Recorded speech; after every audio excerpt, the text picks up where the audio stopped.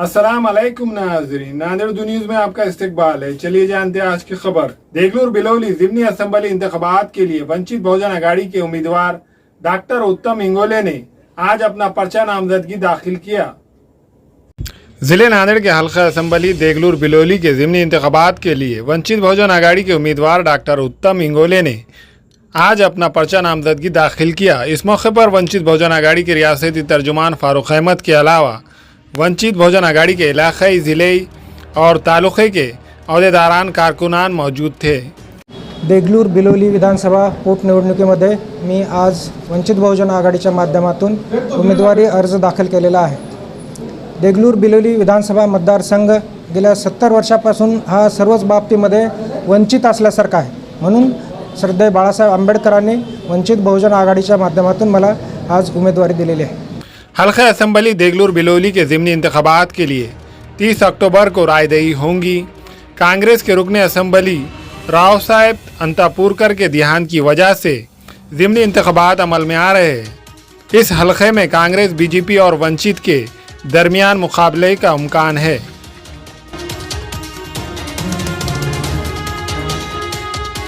वंचित बहुजन आघाडीचा हा अजेंडा आहे की ह्या परिसरामध्ये कुठल्याही प्रकारचं एक तरुणांना किंवा महिलांना किंवा शैक्षणिक बाबतीमध्ये किंवा हेल्थच्या बाबतीमध्ये कुठल्याही प्रकारचं असं समाधानकारक कुठलेही काम या 70 वर्षामध्ये या प्रस्थापित पक्षांनी केलेलं नाही।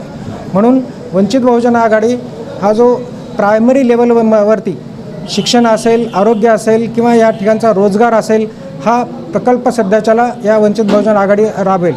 दुसरी सर्वात महत्त्वाची गोष्ट आहे की या भागामध्ये हा मतदारसंघ अनुसूचित जातीचा रिझर्व्ड आहे आणि ह्या ठिकाणी ॲट्रॉसिटीचे प्रकरण खूप प्रमाणामध्ये जास्त प्रमाणामध्ये आहेत। इवन अनुसूचित जातीचा उमेदवार आमदार असल्याच्या नंतरसुद्धा ह्या ठिकाणी हे अत्याचार होतातच कसे हा प्रश्न आहे। म्हणून हा अन्याय आणि अत्याचाराचा प्रश्न हा खूप मोठ्या प्रमाणामध्ये वंचित बहुजन आघाडी हा हातामध्ये घेईल।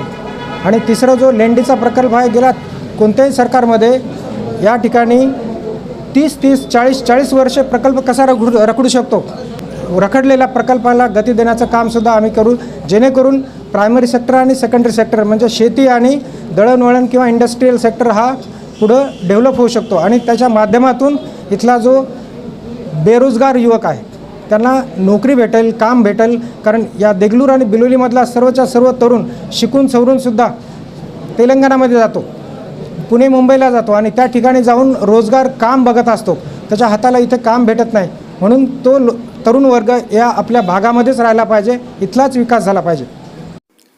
हमारे यहाँ फर्नीचर, पलंग, सिंगारदान, सोफा सेट, अलमारी, dining table, fridge, computer table और दीगर कंपनियों के फर्नीचर दस्तियाब है। एक मरतबा तशरीफ लाकर खिदमत का मौका दे। प्रोप्राइटर मौलाना शबीर साहब, deluxe furniture mall and home appliances, fruit market के सामने, माल्टेगरी रोड, कामठा, नांदेड़।